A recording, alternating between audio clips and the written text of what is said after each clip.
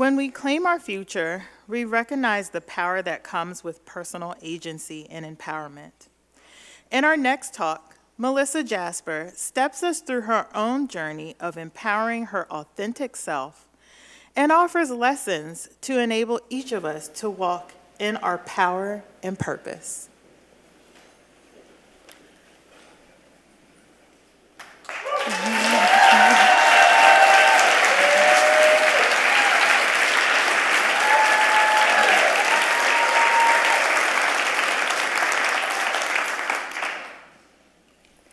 Ralph Waldo Emerson once said, "To be yourself in a world that is constantly trying to make you something else is the greatest accomplishment." My mother and father were powerful examples of being unapologetically themselves. The foundation and how they showed up in their daily lives directly impacted me, and as a result of the real Melessia Jasper you see standing before you today.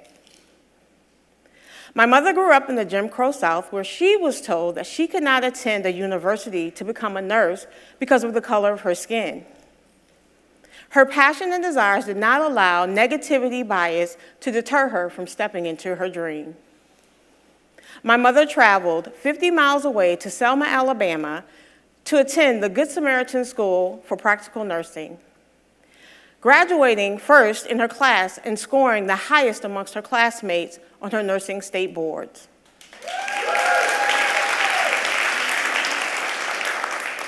My father loved the game of golf, but he was not allowed to play on the rolling greens of the segregated country clubs because of the color of his skin. This restriction did not deter him either. Together with his brothers and a few friends, they decided to create a golf course using a softball field.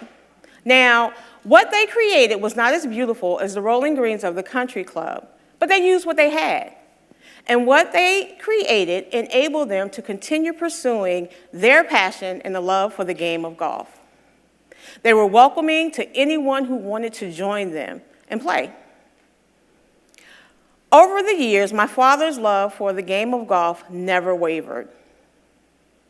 In spite of adversities, fears, negative biases, and opinions of others, my parents empowered and embraced themselves to achieve their passions and desires on their own terms. With these examples and their strong foundation, who am I not to embrace and empower the gifts, desires, and the passions within me? And who are you not to embrace and empower the gifts, desires, and passions within you? We have an obligation to grow into our authentic selves. We can show up to the world each and every day as the real individuals we were created to be. Though I had the examples and the foundation laid by my parents, I had my own journey of identifying and getting to know the real me. I had to learn to pause and be still from the busyness of life to have enough time to sit and get to know me. Let me tell you, sitting with yourself is rewarding and often very uncomfortable. It is in that quiet stillness that you get to see your gifts, your talents, those things that make you feel good and loved. You also get to see your flaws and weaknesses, those things that make you feel ashamed, unworthy, and inadequate. Those things that you want to ignore and you want to hide. You want to pretend that those things don't exist. But they too are for gifts in disguise. Yes, weaknesses and flaws make you vulnerable, and no one wants anyone to see what makes them vulnerable. Vulnerability exposes you, and who wants to be exposed? However, for me, when I learned to embrace and expose my flaws and weaknesses, those things that make me vulnerable, I actually became stronger and more fully human. It is in exposing your light and shadow and accepting all of it that you experience true freedom. As I began to work on the things that I wanted to change about myself, I learned to accept those things that I can't change or don't want to change. It is empowering for others to see you being vulnerable in a way that reveals strength. We are all on a journey of growth, sharing ourselves with others, giving them permission to embrace what makes them vulnerable, inspiring them to do what needs to be done, and to experience the freedom from self-declared acceptance. Now, I'd like to take a moment to tell you a little bit about my journeys. In my early years, up until I was 30, I felt unworthy, ashamed, and inadequacies filled my mind, but I couldn't show it. You see, I came from a family of college graduates who had it all together, and they made learning look really easy. And here I was, struggling with the basic courses, learning the piano, and even making friends. In order to hide my weaknesses and self-sabotaging thoughts, I created a persona, an imposter, one that I thought I needed in order for my family, my friends, and colleagues to accept me. This imposter began showing up as me for me. I lived my life according to what I thought others thought I should be, while hiding the real me. I became increasingly frustrated and exhausted. I started arguing with myself and saying, why do I have to be someone else? Why can't I be okay with being me? My imposter was no longer serving me. One morning in the year 2000, I woke up and I couldn't move my head. I could only face forward. I went to the emergency room, was seen, given a muscle relaxer and a pain reliever, and scheduled to have an MRI. A week later, I received a call from the neurologist's office saying that my results had been referred to them and that I needed to make an appointment. A few days after that, I was seen by the neurologist where he diagnosed me with a condition called Chiari malformation. Chiari malformation is where the brain tissue extends into the spinal canal.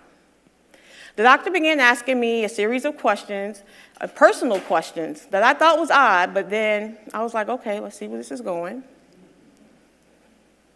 But then he explained to me that the form of Chiari malformation that I was born with, patients usually had a protruding enlarged tongue, hydrocephalus, or either severely cognitively impaired.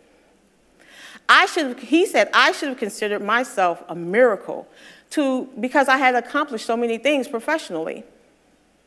The fact that I had attended K through 12 and some college without an IEP and some special education courses or accommodations was astounding to him. As I left the doctor's office with this new diagnosis, I felt defeated. Then I realized, wait a minute, how hard I had worked, and that I wasn't inadequate, I wasn't unworthy, and I had nothing to be ashamed of. I just thought and did things differently, and that's okay. I became proud of my traumas and struggles that I had faced and that I'd overcome. No one knew my struggles but me, and despite my diagnosis, I'm able to see how far I've come. I have held positions, administrative and management positions in multiple industries, from customer service to data analyst in telecommunication and banking. I worked for a nonprofit rural health organization. I held a number of positions in higher education, from disability services, one-stop student service centers, campus life, shout out campus life, and administration and finance. Shout out administration and finance. I could have let my diagnosis define me, but I know now that I was defining it. While I still have my struggles and weaknesses, my goal is to wake up each day with gratitude and to attempt to make a positive impact on my situation and in the lives of others. It starts with embracing and empowering the real me and all that I bring to the table. And it starts with embracing and empowering the real you. No one on this earth is more perfect at being me than me. And no one on this earth is more perfect at being you than you. No one else, no diagnosis, No situation is capable of defining you. You define you. Every day, we can choose to show up and see the world as a place of possibilities. So with that said, repeat after me. I am enough. I like me. I inspire me. I trust me. And most of all, I love me. Feel what that self-declared acceptance feels like. So as we bring our time together to a close, I want to leave you with this challenge. Take the time to be still and listen to the real voice within. Embrace all that you find, the strengths, the challenges, and the opportunities. Let these experiences inform you and move up and out and through you to empower the real you. Thank you.